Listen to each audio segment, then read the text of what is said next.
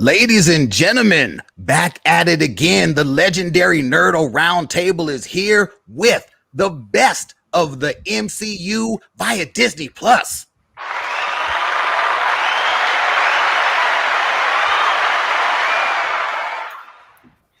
Here to weigh in on what we have seen with WandaVision, Falcon and the Winter Soldier, and most recently Loki, and newly announced shows that we will be getting before the end of the year, being Ms. Marvel and Hawkeye. The crew is here. I see Dr. Liz from the freeway. Hello, everyone. With the super delay, brother Tom is talking Cunningham. Hello, what up? Anthony from 2 Cubicles Down. Hello. Brian Twitch Master McBain.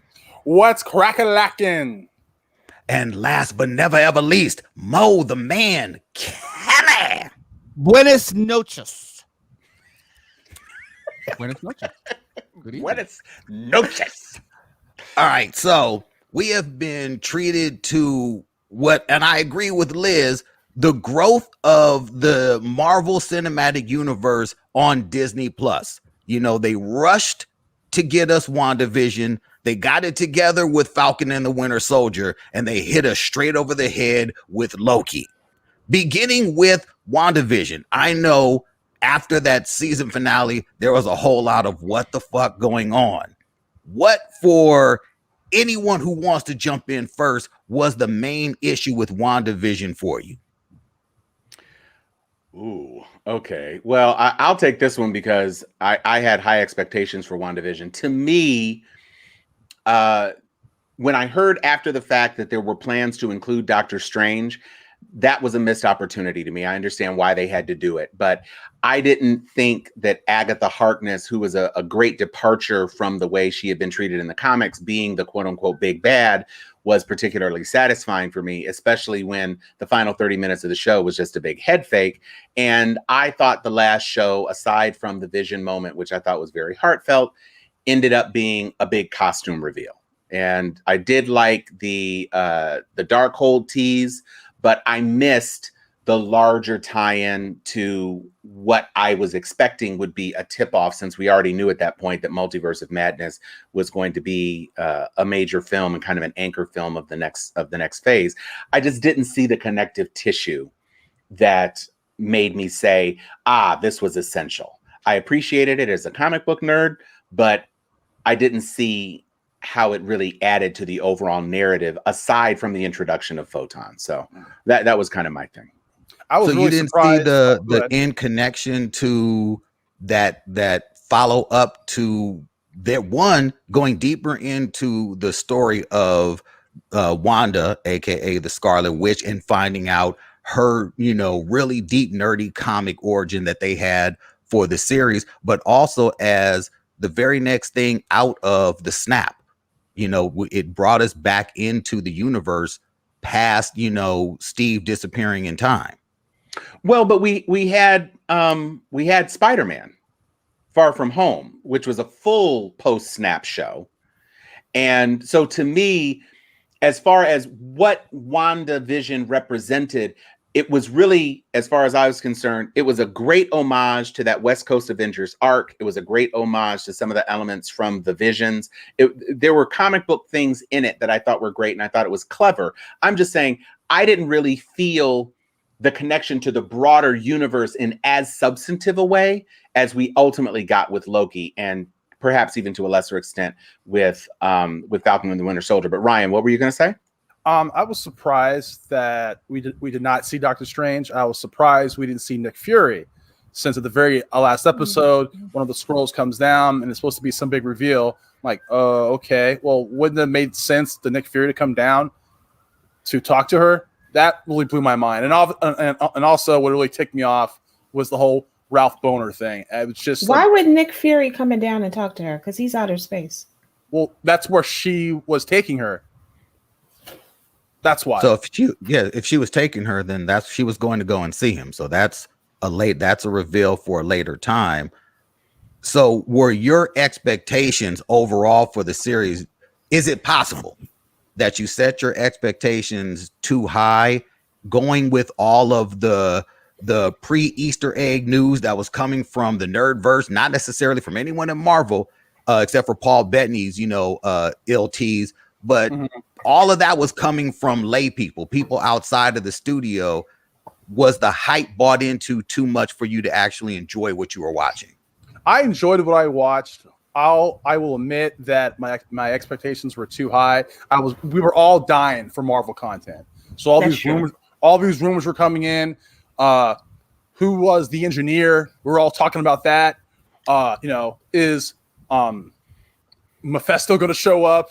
Like, we had all of these possible scenarios. So obviously, yes, I would say that my expectations were way too high. But it was still a good show. But man, Ralph Boner, that killed me. That's just some bullshit. Yeah, that was awful. That was really horrible. I gotta say, WandaVision was a departure in the way that usually Marvel, everything they do matters, and that wasn't the case in WandaVision. We wanted everything to matter, but not everything did matter in WandaVision. In Captain and the Winter Soldier and also Loki, we had substantive reveals. We had resolution even to a lot of the stories at the end. Now, there was kind of a cliffhanger with Loki, but still that first seasonal arc came to an end. With WandaVision, I didn't come away feeling as if they really advanced the story. They just said, okay, we're just stopping the story here from now.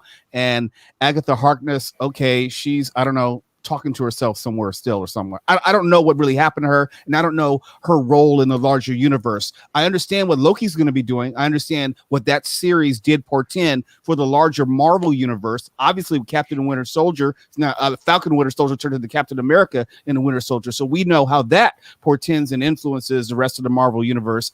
WandaVision, it was just a little too esoteric. It was a little too ethereal, if you will, and just give us the substance that the subsequent series did. I wish they would. Now disagree, because I liked WandaVision for the nostalgia purpose. I also like WandaVision for the Easter eggs that was just continuously building.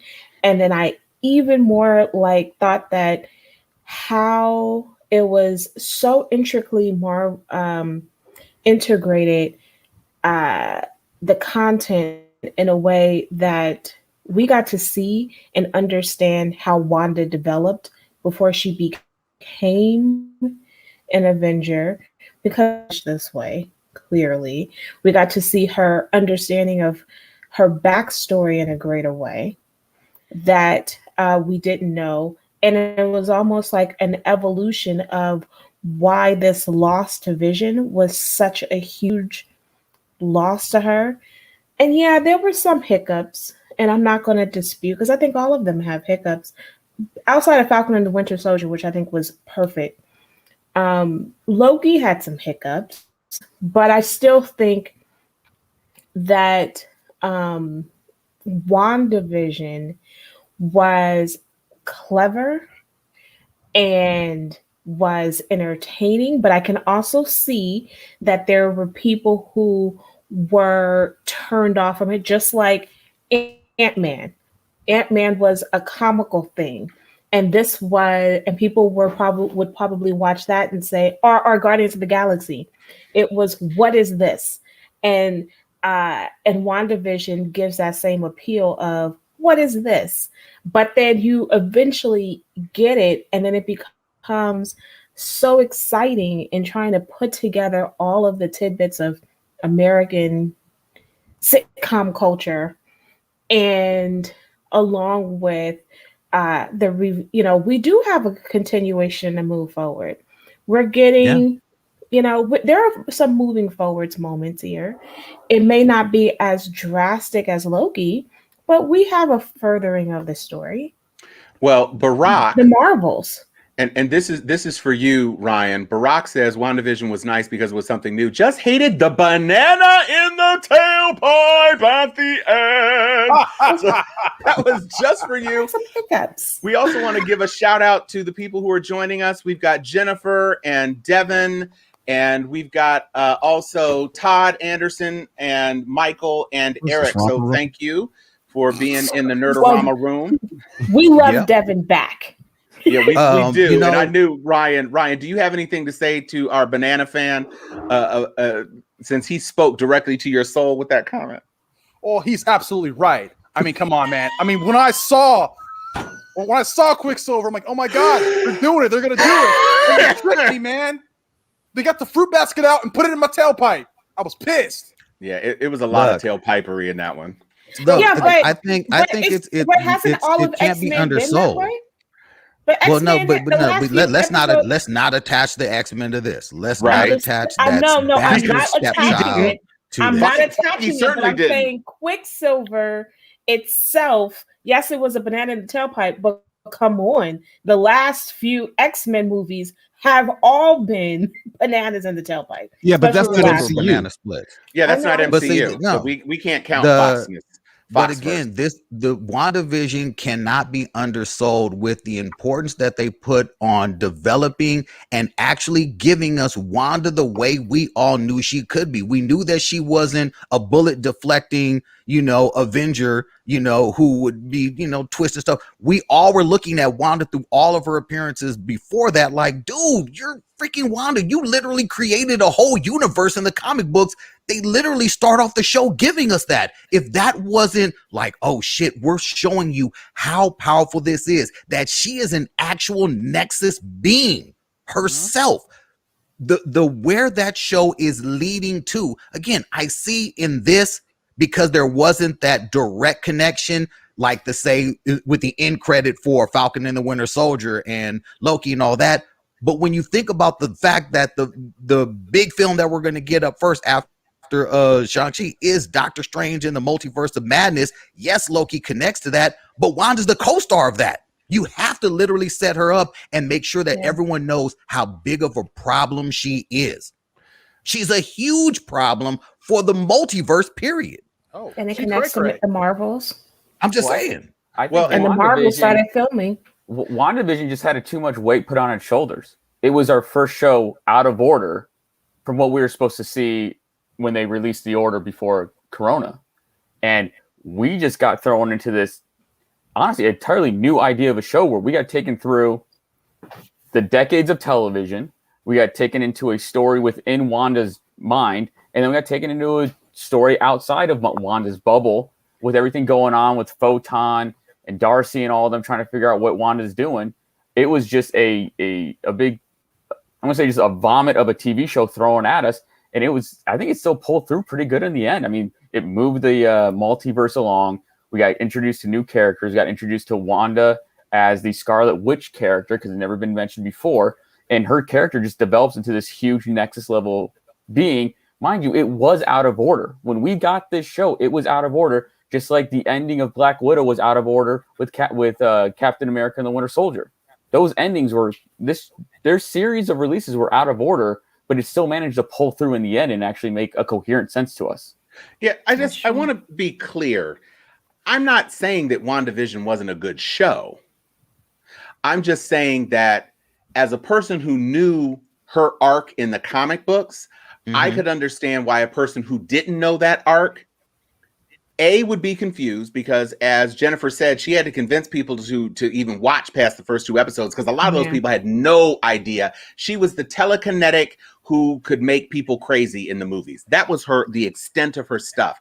And so to launch this show with her being kind of, this completely different character and a completely different take on superheroes with very little action, and it was all cerebral and it was all subterfuge and all of that. It was a different thing. And then at the end of the show, even though we had the connection of she is the Scarlet Witch and the Nexus being term was used, if you didn't know what the multiverse was, you didn't really know what a Nexus being was. So it wasn't really about the multiverse. You can connect it from Loki. Oh, Nexus and then. But at the time it was released, it just didn't have the same connection to the broader universe that we had seen as the other subsequent shows happened to be. And I think to Anthony's point, if it had been that they had released it in the order that it should have been released, you would have had action-packed Captain or Falcon and the Winter Soldier to kind of continue what you were used to from the Marvel Universe. And then you would have segued into this different thing that opened the door to the multiverse. And then you would have ended with Loki, which was full on multiverse. So you could have done some things. Barack says, does anyone think that there might be a Kang versus Scarlet Witch fight coming? Hell yes. Absolutely. Hell I mean, yes. it's inevitable because what we've seen is that basically they have set up 3 Nexus beings now. Mhm.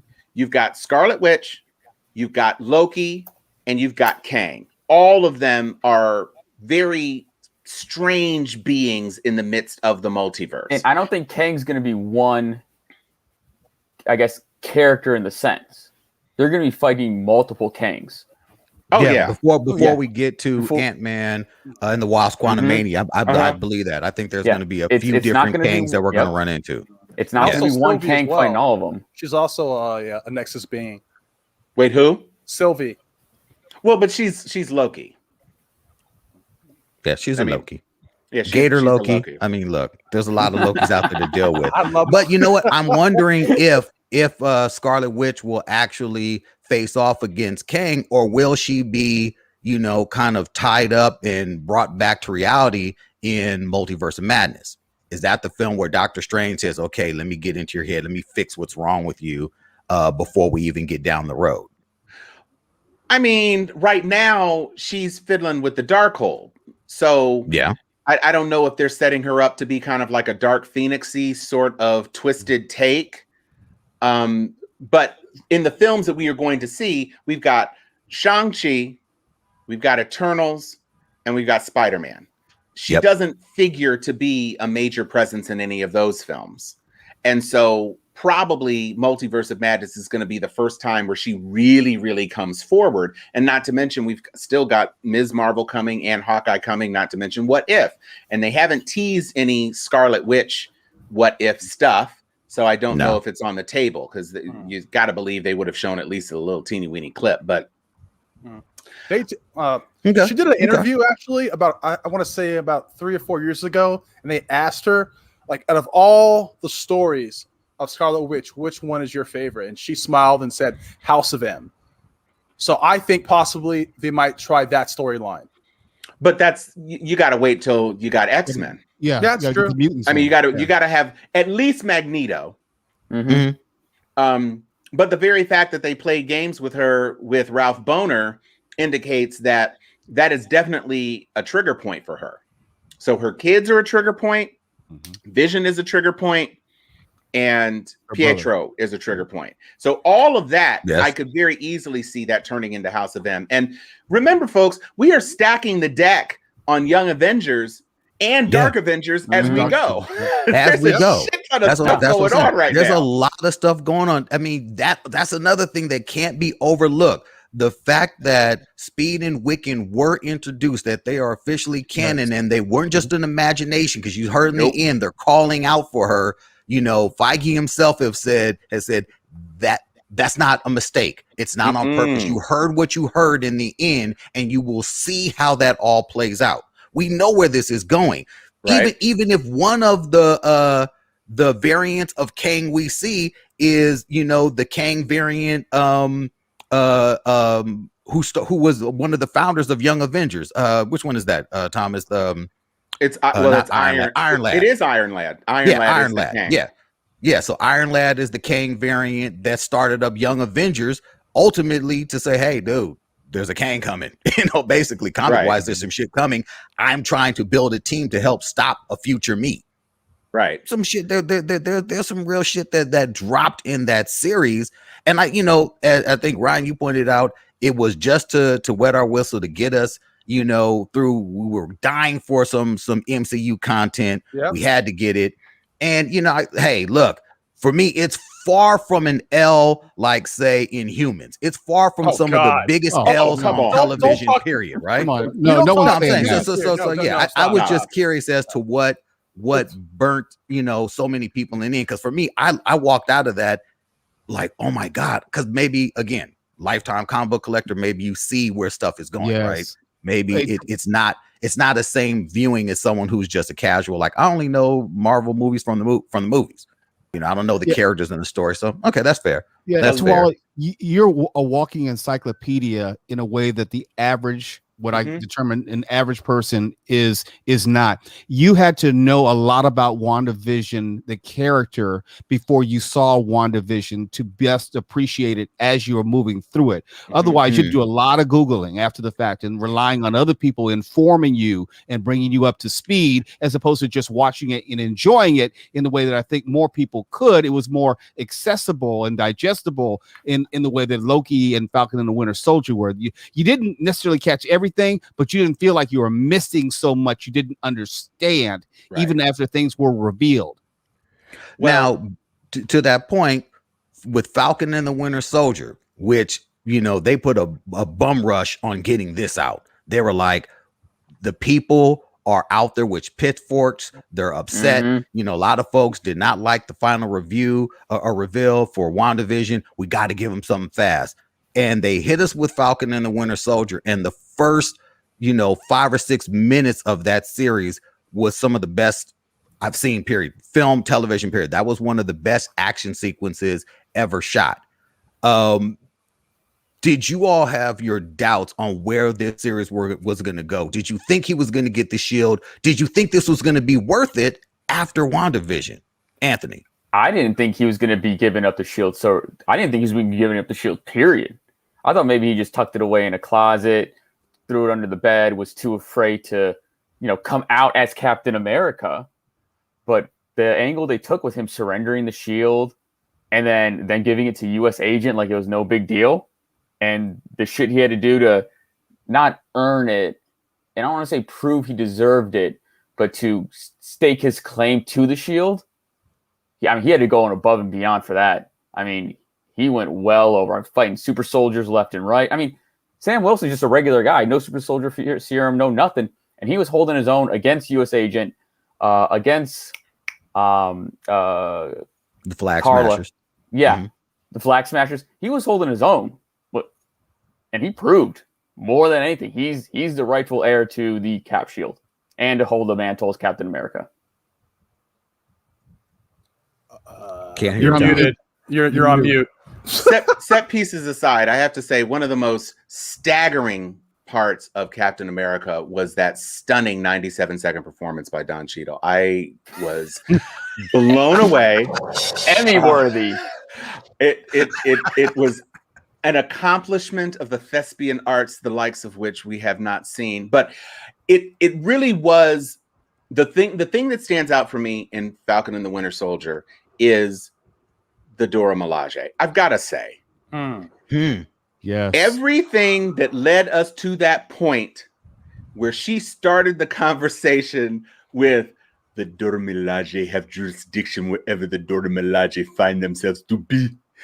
Everything starting with that and ending with they didn't even have super soldier serum was the most amazing thing ever. And the very fact that, you know, they wove this race relations thing through the whole thread of the show with the bank stuff and he doesn't have a job and the snap, you've been gone, you don't have any credit, and, you know, even taking away from the shield from him, and then the whole Isaiah Bradley subtext. There was a lot of real world George Floyd BLM kind of in this, and even to the extent that the Flag Smashers were trying to reclaim territory that had been ceded to them during the blip.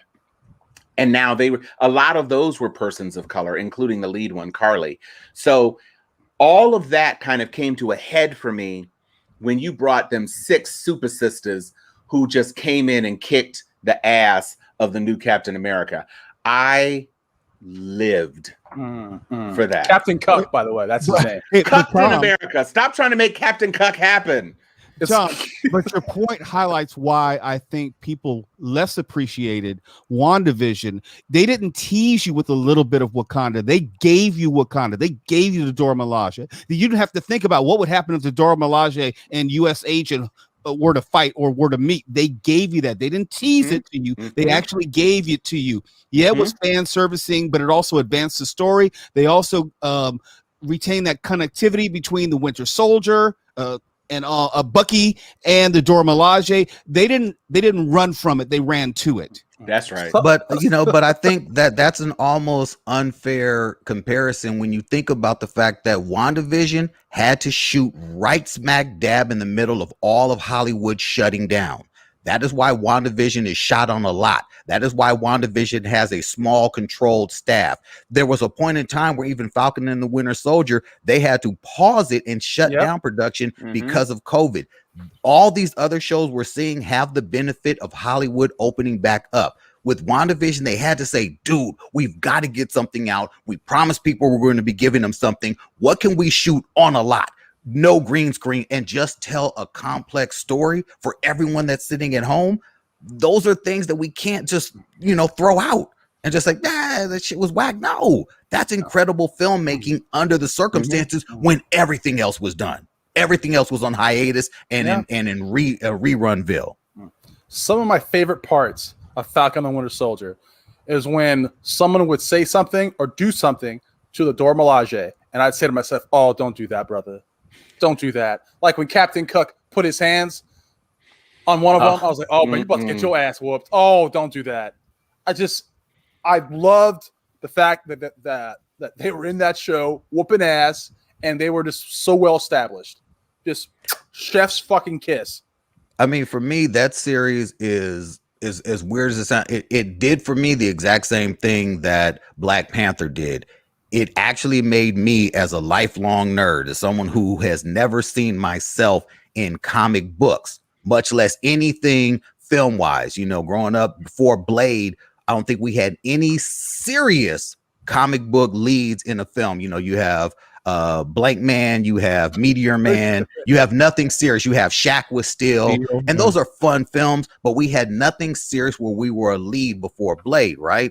For me, seeing Black Panther and then even seeing Falcon and the Winter Soldier and how Sam was feeling, the things he was going through, having this pressure on him, having this title forced upon him because it's like, you're the only one that should be. That's a lot. I actually felt seen and I felt heard. That the show was an emotional watch for me because I'm like, wow, dude, like I can't believe a story like this is being told. The whole time I'm watching the series, in shock. The action through the roof, story fantastic, everything I want to see.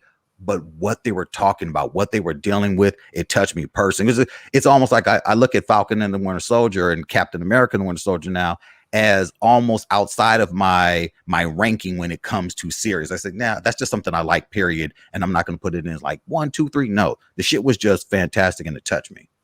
So, well, what touched me was when Io looked at Bucky and said, cha, cha, cha, cha, cha, cha, cha, cha, and his whole ass arm fell off. I could not with how amazing they did all that. Like, bruh, we gave you the arm. You didn't think we could take it away? It was just like the power of the Winter Soldier has been stripped away. I just Zuri, no. Exactly. So everything about, there were moments. Each of, as somebody said when we were talking about Wanda, there were moments. I think it was Liz. There were moments in each of the shows where there were troubles or where there were lulls. But it's like, for me, and again, please don't think just because we're here to rank these three, it's not like any of them are aluminum wrist. Right. Leave him alone. No. So you have Inhumans on the network side, which was just trash. Yes. And then you had the Netflix shows, which were generally good, except for Aluminum Wrist. I wasn't a fan of Defenders. I know some of y'all were. I liked it. And then you had the MCU stuff. And even within the MCU, you had movies that underperformed or weren't as good as some other movies.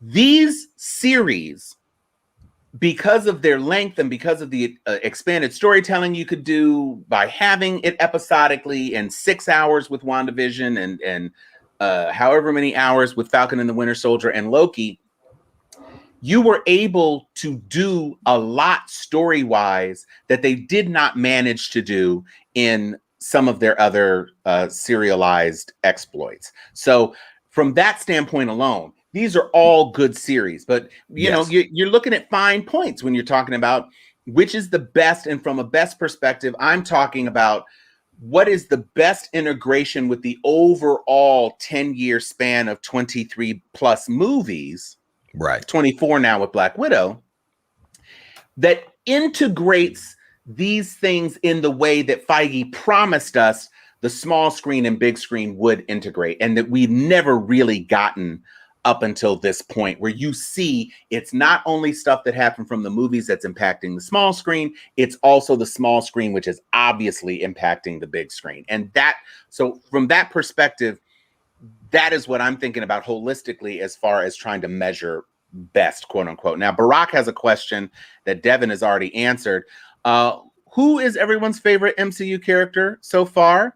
Devin says that it was Spider-Man, but it's now Doctor Strange, because he's kind of taken over this mentor role and he also has a bigger responsibility. So anybody have an answer to that question?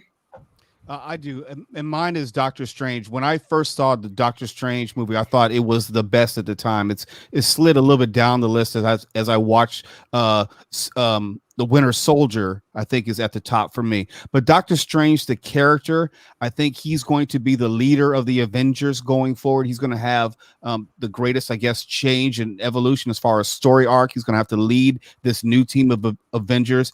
And Doctor Strange, and I've been saying it in the previous nights of the Nerd Roundtable, that movie told us everything we needed to know about the multiverse. We just didn't really know it, or I didn't know it or realize it, and everything that the Ancient One was saying. It was very propitious, and I would say just foreshadowing all the things that we're talking about right now. It's in the first movie, Doctor Strange. If you go back and watch it now, highly recommend. I'd say for me, it's Cap, and I think, you know, Captain America, especially after Winter Soldier, that to me solidified him as the ultimate Avenger for me. I think seeing him in and what he was doing in that film, it was stellar. And I think I love Doctor Strange. I think that he was dope. I think he may be more the conscious of the Avengers moving forward. He's going to be the elder statesman of the team. I don't know if he has that leadership quality, though. I don't know if he's a leader. Definitely someone that folks will listen to. So we'll see. For me, it's Black Panther. I hope they recast him. When it comes to that, Tom and I agree totally. Obviously, I'm still just totally destroyed that Chadwick Boseman passed away. But if I couldn't pick him, I would go to the TV side and pick Luke Cage, obviously. But I don't know. I guess you could say that Luke Cage isn't a part of the MCU. I don't know. I mean, that's what's every day I'm seeing different stories that say that all the stuff that's happening on the or all the stuff that happened on the Netflix shows doesn't matter. So yeah.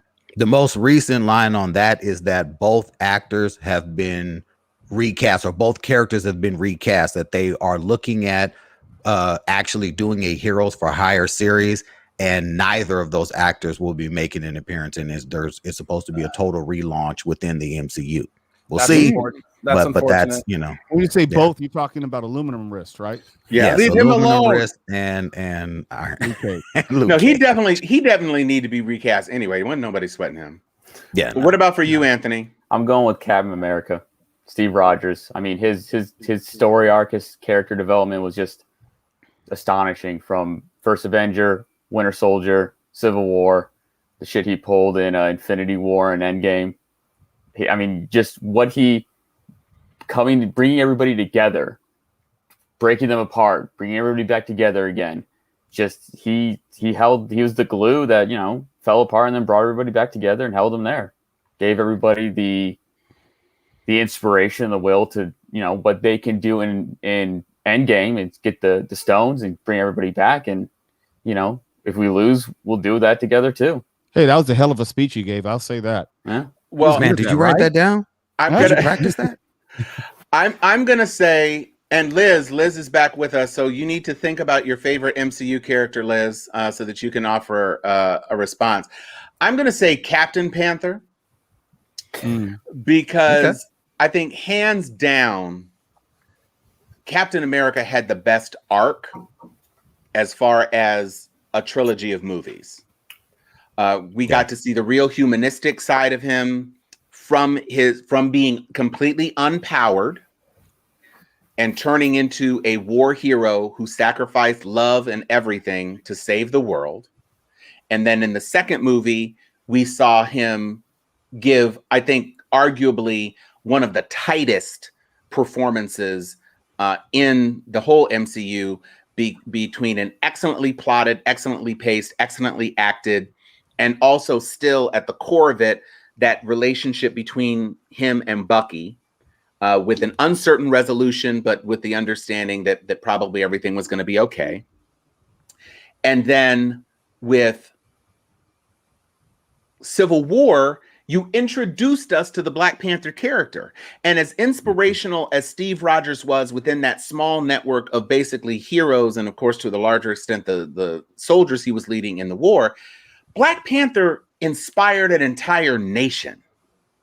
And when you see those people, many of whom were snapped, and when you see them come together in Endgame, and it's an entire nation of warriors being led by this one man, and you know, he gets to say first time they've been united, right, and he says, "Get this man a shield," and it's just, it was really amazing. But you do have to say, when Captain America said, "Avengers, scooch, assemble," it was that moment, and you knew it was that moment because Feige chose to use that moment in the Phase 4 launch to let us all know how we felt. So it's a balancing point for me. A lot of people so far, we've got 2 Captain Americas, we've got 1 Doctor Strange, we've got a Black Panther, and so I'm splitting the difference and saying Captain Panther because both of them were iconic.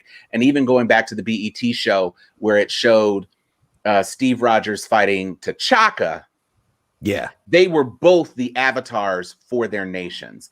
And so between the acting performances, and we didn't get to see enough from Chadwick Boseman, but between them, they are the heart and, dare I say, the soul of the MCU. So that's my pick. Liz? True that. Dr. Liz? I think latency. I think there's a latency issue. Someone's using the time stone. Yeah.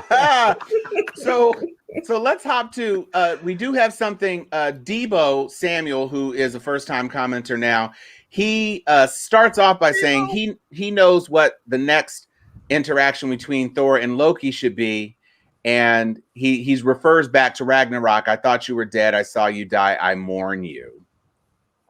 And then he says, "Hey brother, I finally found love and someone I care about." So obviously talking about Sylvie.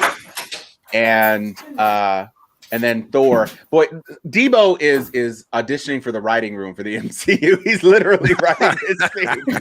So, right? But Debo, yes, it looks like Loki is one of his favorite characters. Liz, what do you have to say about a favorite?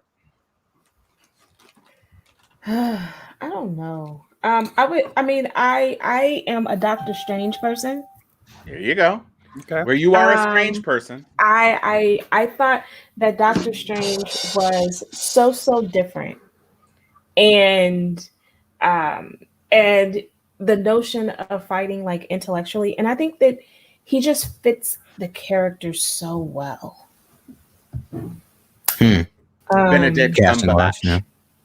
Yeah, no, I liked, and I think that Doctor Strange, to me, the movie, gets highly overlooked because it's not as action packed in the same way that the Captain America and whatnot. And I think in the Avengers, I just think that it's highly dismissed.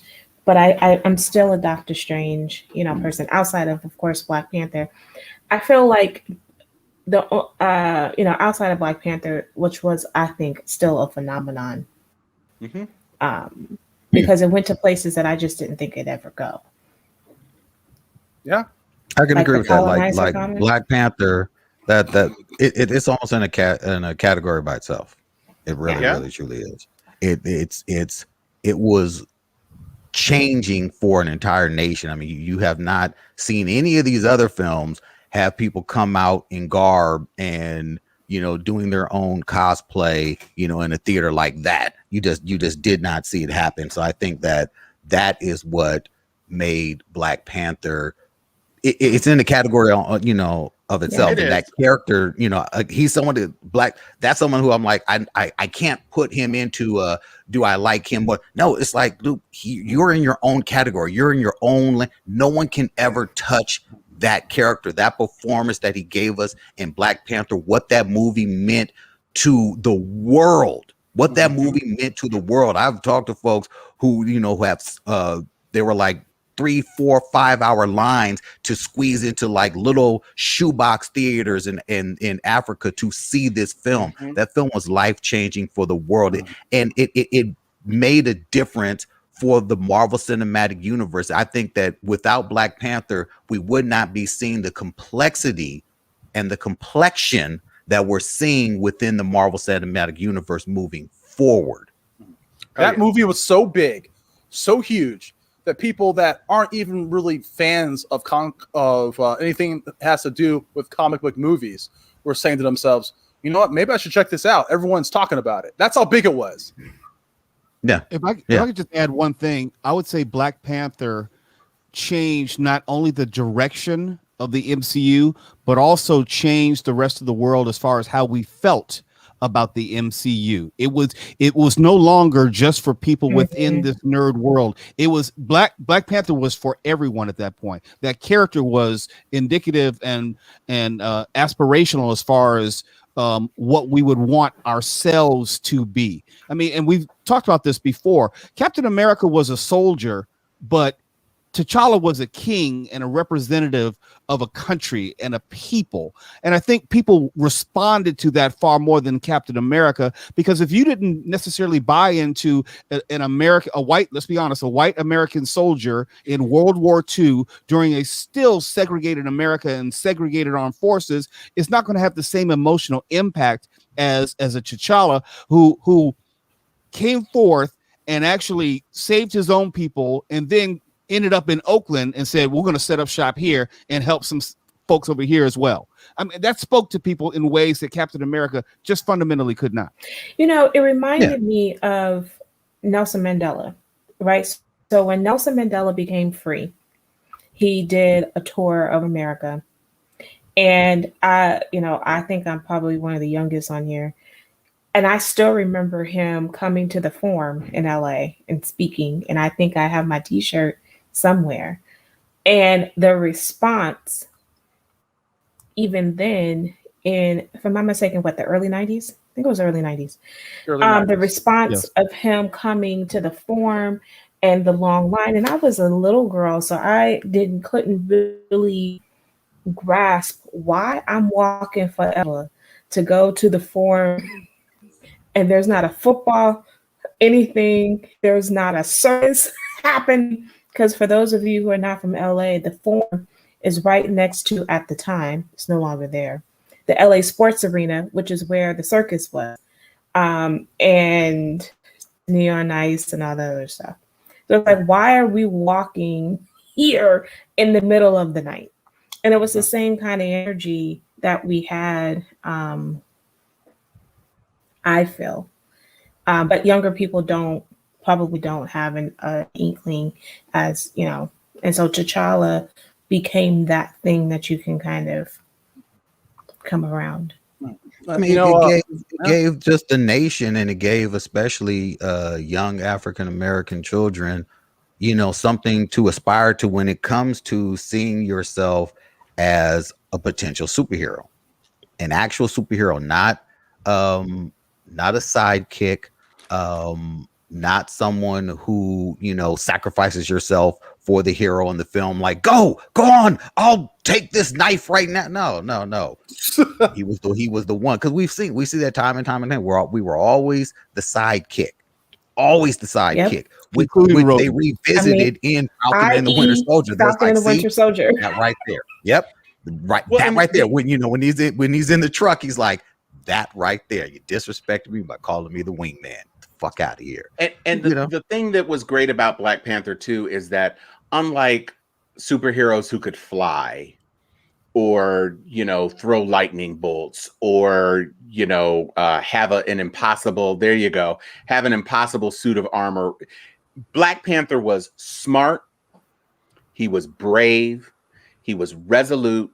And he was basically doing kung fu. Now, like super kung fu, but you could get in a black suit and kick around and be Black Panther and feel like you were actually Black Panther, even without the heart-shaped herb. You could be that dude in a way that it was impossible to see yourself or project yourself onto a lot of these other characters. And so, because nobody wanted to be Hawkeye anyway. So it was just really cool to see how Black Panther spoke to so many people and made such an impression in so many people. But we've only got 2 shows through, and there's a third show that we need to talk about before we even get to the next shows. And since we spent the last several weeks talking about Loki, I don't know if we need to do as much of a deep dive, but how would you compare Loki in your hierarchy of these 3 series? And so it's perhaps a useful thing to kind of go around and see currently what the ranking would be out of these 3 series in terms of best to least, in terms of whatever your scale is. I'll start off and I'll say 1, 2, 3. Oh. Yeah. Also, to me, 1, 2, 3, Wanda, Falcon and the Winter Soldier, Loki. And it's only because of, to the earlier point of how these shows came together and how they got better and better and better. It's like WandaVision. I thought, wow, that was dope. How can they top that? Then they give us Falcon and the Winter Soldier. It's like, oh, so that's how you top that. Nothing's going to beat Falcon and the Winter Soldier. And then Loki comes around and just totally pulled my brain out my ears and still has me thinking about it while I'm looking at my brain thinking. Shit was amazing. Okay, so you said 1, 2, 3. So you're saying Loki is 1. No, I'm saying Wanda is 1. To me, third being the best. I'm going. Third being the best. Okay, third being the best. Yes. Ignoring what I said. That's fine. Okay. Yeah. No. Yeah. I took that for me. No. And when I said 1, 2, 3, I meant 1, 2, 3 in the order of how they came. It went, least to best in the order of how they dropped. 1, 2, 3. It was WandaVision, Falcon, then and then Loki. Okay, Mo, you wanted to weigh in. Yeah. Put it this way. I believe in how a series finishes and the last taste that it leaves in your mouth. You could have a great 4 or 5 episodes and then you have a real shitty finale, and that really makes the overall feeling of the series less than.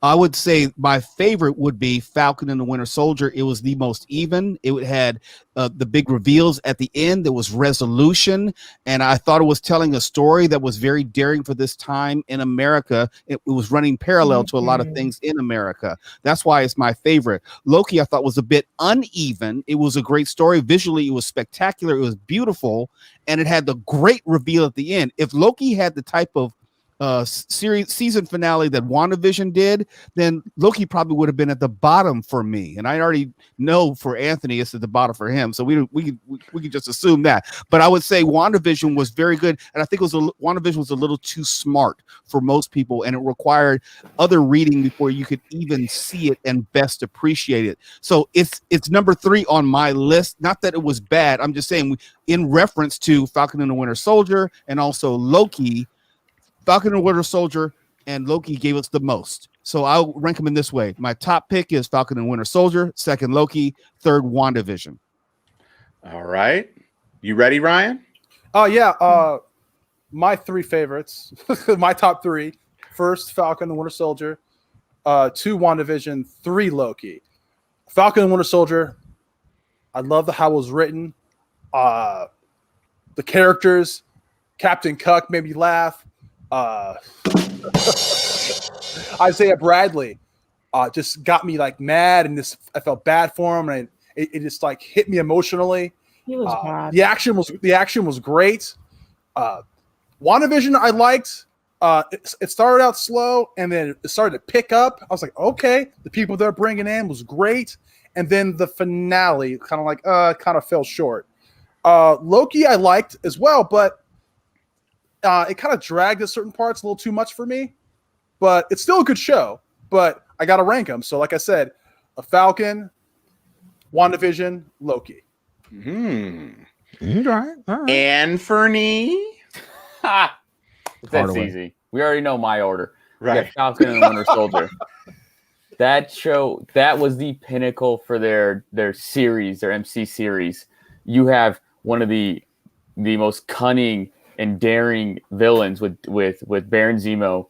We get the introduction of U.S. Agent Contessa, Madripoor with the what was her name? Sharon Carter's Sharon Broker, Power Broker. Power Broker. All Yep. those. The Door running around causing havoc with them. I mean, just everything in that series was just nonstop action, nonstop like, oh my God, I can't believe they're doing this. Wanda, number 2. And the thing I liked about Wanda was, I know it's gotten really funny, but each episode was a different decade of television. And I really liked the exploration of that and how they looped it into the series itself. I mean, obviously we have Wanda, who grew up in an Eastern Bloc country. How she learned her English was watching the TV shows, and we got to experience that with her.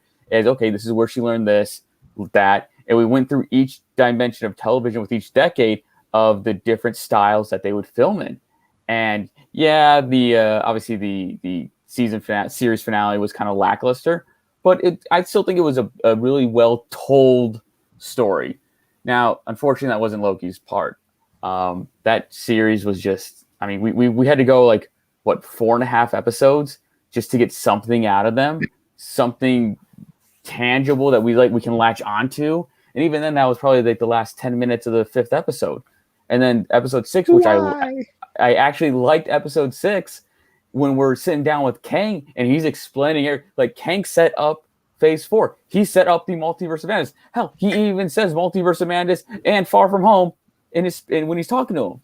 He sets up the whole Phase 4 for the MCU right there. So that's why Falcon, Wanda, way down low. Damn.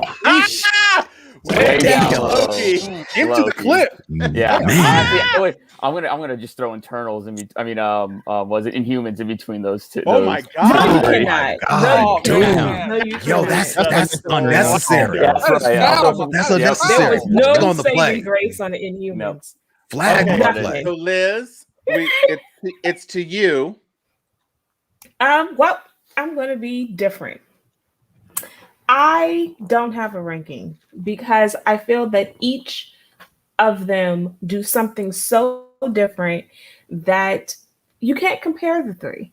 You can't I like them equally for different reasons.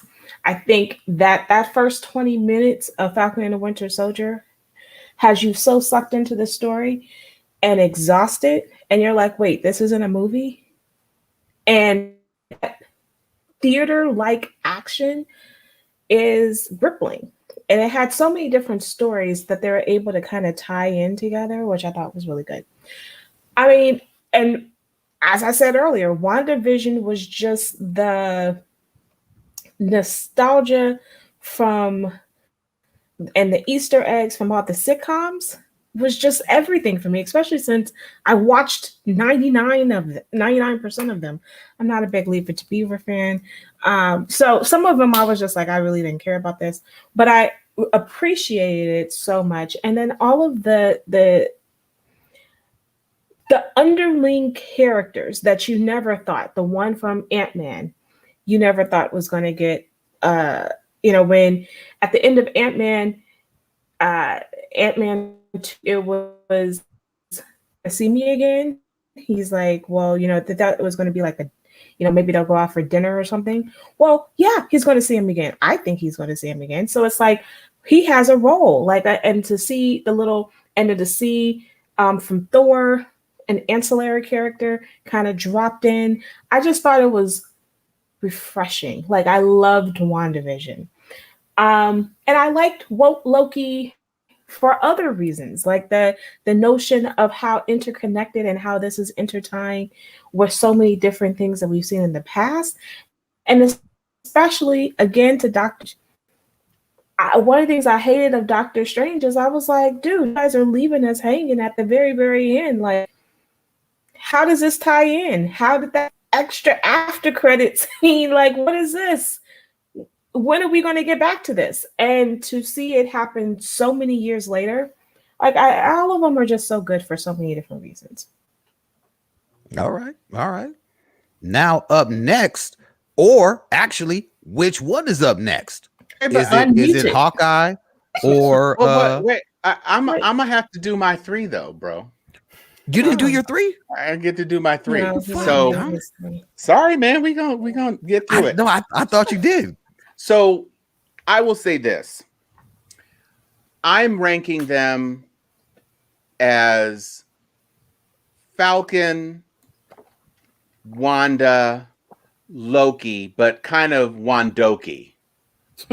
Because I think the Kang reveal was the most substantive reveal of a character who is going to impact the MCU going forward. And I give it very close credit to Wanda, because Wanda introduced Photon, and I think that's important. But Falcon and the Winter Soldier is my number 1 for a couple of reasons. One, it was the most MCU film-ish of the series to me. From an action perspective, you had more substantive characters from the MCU in the series as major focal points in the series than in any other of the series. Because I don't think Darcy counts, and I don't think Agent Wu counts as major. But in this, you had both Bucky and Sam, who were major. And then you also had Baron Zemo, who was major. And then you also had the Dora Milaje, which were just impressive. And you managed to introduce Isaiah Bradley and his grandson, who is basically Patriot in the upcoming Young Avengers spinoff. And you introduced US Agent, who is going to be in the Dark Avengers. And you introduced Val. And so that was just a lot. And I thought that they chose to tackle such substantive issues in this series is another feather in its cap. I do give a lot of credit to WandaVision for being daring in its style and approach, and for doing a very comic book faithful while also deviating from the comic book in a way that made it enjoyable to watch. And of course, I love Teyonah Parrish as Photon, and so that's awesome. And I too felt that Loki was uneven, and for a show that had as few episodes as it did, you kind of were able to move around that with WandaVision, because the episodes were short, and so you didn't get wrapped up in if there was a shortfall, but there were more of them. And so if you had cut 15 minutes out of each of the Loki episodes and then combined those extra 15 minutes Miss Minute style into a couple of more episodes, I think probably it would have felt a little less uneven. But Jonathan Majors for 30 minutes of that final show was epic and amazing. And so that's where I end up, kind of 1 and a tie for 2 as we go into the next phase. All right. Now, based on the Black Widow end credit scene where Val gives Yelena, the next Black Widow from, hopefully, arguably, the Dark Avengers, her next target, Hawkeye. News is dropped today where she is going to have a major presence in the Hawkeye series. We're also being introduced to the new Hawkeye and Echo. Will this be the next series, or will it be Miss Marvel? What is your question? Yeah. Let me ask a question. How does she know that I was the that was responsible for, or I wouldn't say responsible, but how does she know? How does she get to the conclusion that Hawkeye is responsible for Black Widow's death? You're talking about Val, who in the comic book, the Contessa is right there with Nick Fury. Her knowledge, her web, her access is very, very serious. She is not just some weird lady walking around. in a purple coat. Her knowledge is superior. If Nick Fury knows what happened, I can guarantee you the Contessa knows what happened. I think that's the missing link in this. Yeah, but I'll just show. add to something about that. She doesn't have to know everything. This is about manipulation. She Exactly. wants Yelena to do something for her, and that is get Hawkeye out of the way. And the easiest button to push is to blame that guy for the death of her sister. It's also easy to kind of like make her think that because 2 people went there, only 1 person came back. 2 men enter. One man leave. Well, and there's also the whole Budapest thing. They have the shared history, and Clint is still alive, and like you said, Mo, Black Widow isn't, and so even if it weren't completely true, even if she didn't have, because she wasn't on Vormir, obviously, it doesn't really matter because to Mo's point, the end game is to get him off the table, and I wonder if you think Twala. And what would an Echo Taskmaster fight look like? Oh my, don't do that. Oh, so Thomas, this don't is do that. This is Echo. Yo. And Echo's power, because Twala didn't say it, Echo's power is basically like Taskmaster. She can copy the moves and styles of anybody, which is why she's such an amazing hand-to-hand combatant. But of course, it was revealed in Black Widow that Taskmaster has basically essentially the same power set. And now that she's not controlled by her father's drug influence, she has the capability of doing her own thing, which would make Taskmaster an excellent addition to the Dark Avengers, even though Val hasn't tried to explore that yet. But you figure if you have U.S. Agent as Captain America, you've got Yelena as Black Widow. You don't know that. Well, we do. Val is recruited U.S. Agent. Yeah. She did that at the end of Captain America and the Winter Soldier. So you've got him as Captain America. You've got Yelena as Black Widow. You've got Taskmaster arguably as Hawkeye, maybe, because as far as the set of things that are not duplicated, because Taskmaster could also be Captain America, Taskmaster could also be Black Widow, obviously, but Hawkeye is kind of a missing link on that. And you have Ghost. You have Ghost who's in the mix as a rogue. But my question is that when her powers were stabilized, does that mean she doesn't actually have that same? That was the whole thing. Her power was hurting her, and then her power was hurting. But I think that it was that her power was stabilized. But she's still a trained soldier. Stabilized, and now she can use her power without splitting, without it killing her uncontrollably. Okay.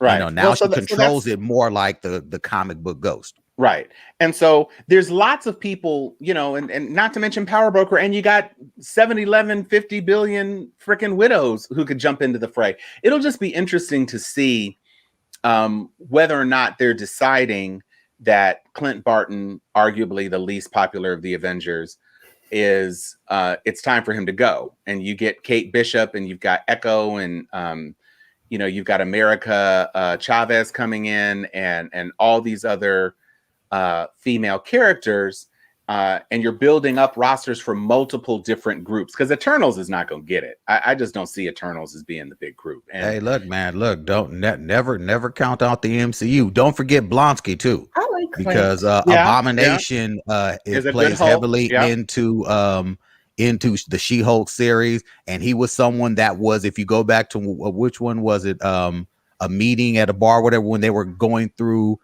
the potential list of Avengers, and Tony threw out Blonsky, and Ross was like, no, whatever, he's in the raft. So Blonsky at one point was considered. You're gonna see Val interview the Abomination in Shang-Chi. I guarantee it. Yeah, I can see that. I think you're right. I can see that. Yeah. They're tracing Nick Fury's recruitment.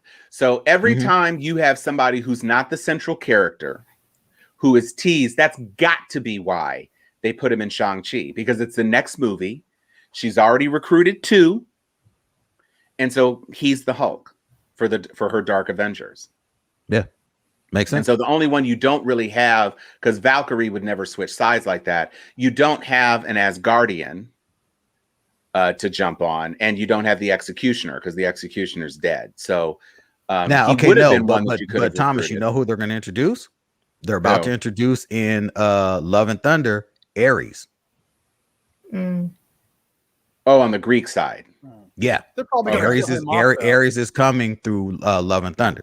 They're probably going to kill him off though, because the main villain is the God Killer. So I'm just guessing. Oh no, they might, but that is someone that they're like, you're gonna see Ares, you're gonna see, Hercules, of course, introduced. They could kill them off, but with the Dark Avengers, you did have Ares in there before. And Hercules has been mentioned as a possible role for Henry Cavill.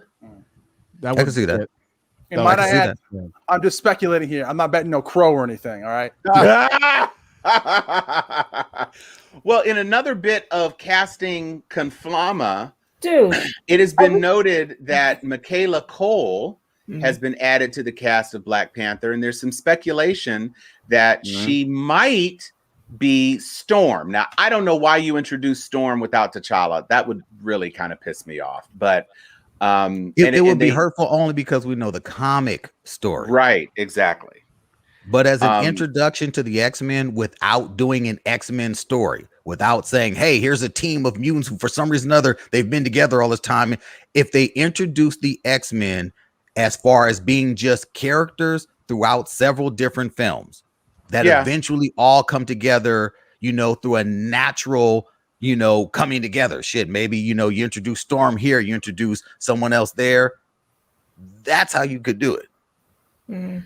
Well, there's certainly the Africa connection, which is why they eventually retconned them meeting as teenagers. Right. Because she was a street urchin and he was a prince on his Rumspringa or whatever.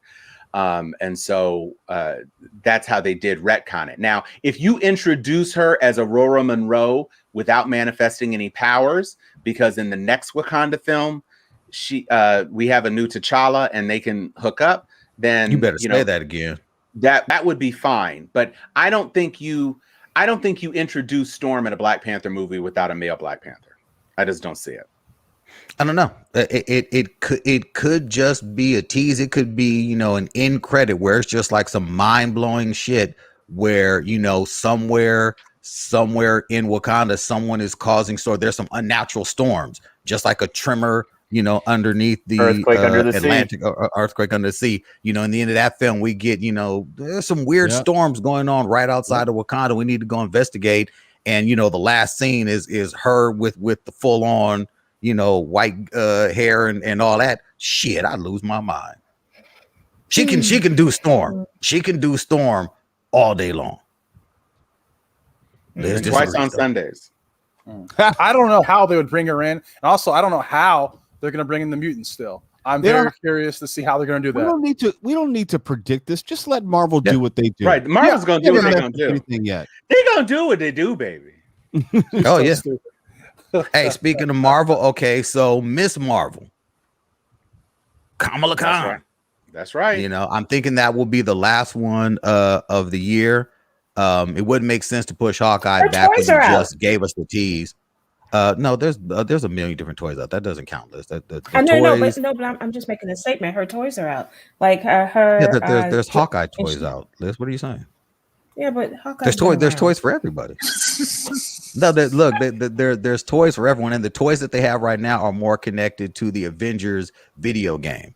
The Miss Marvel action figures that are out now are connected. What's the game, Ryan? That came out and everyone thought it sucked. It does. We didn't think it Marvel's sucked. Avengers. And it does. Marvel's Avengers. It does suck. Okay. It does. Well, okay. So there is a Black Panther add-on quest that apparently is not horrible. That's coming out, I think, next month, and I will be checking it out. Yeah. And it is not Chadwick Boseman. That's what the figures are connected to for Miss Marvel.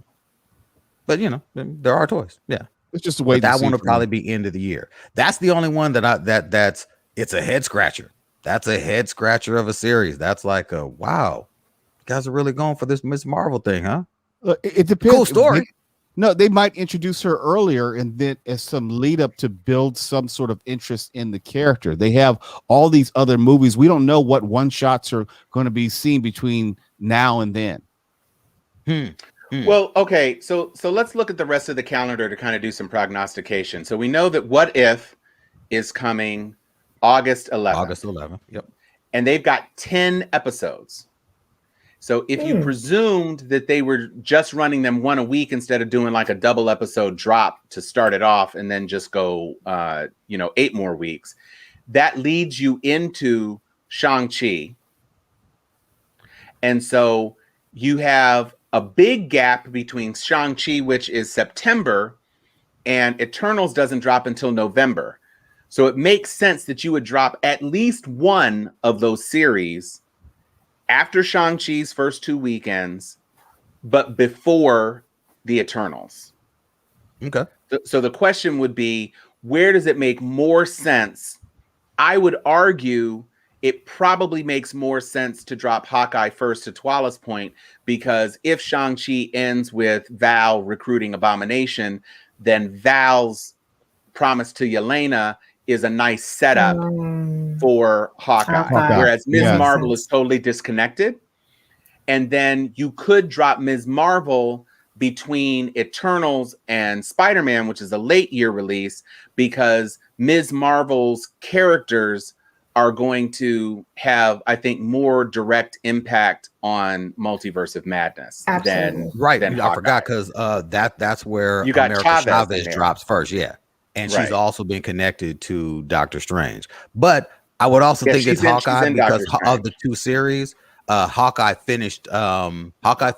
wrapped filming first between the two, so Hawkeye has had more time, in post production to get ready, and I know that there's a lot that they're putting on the special effects for Kamala Khan's powers. So there's a lot that they may be touching up for that. So that would also lead me to believe that that's coming last. Yeah. Interesting. Very interesting. All right. Good shit, man. Good shit. This is a solid breakdown of where we're at.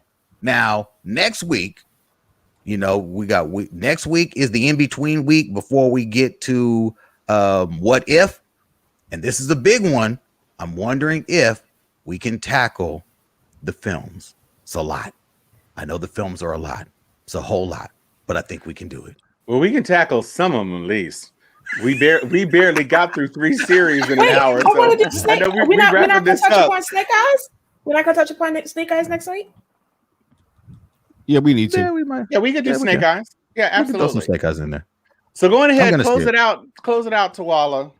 All righty, because I know Liz is ready. But Anthony, set it off, brother. Good news, everybody. Hey, assholes, get fucking vaccinated. That ain't no Marvel line. That sure isn't. Freestyle. The remix. Where is my multi-suit? Yes. Forget everything that you think you know.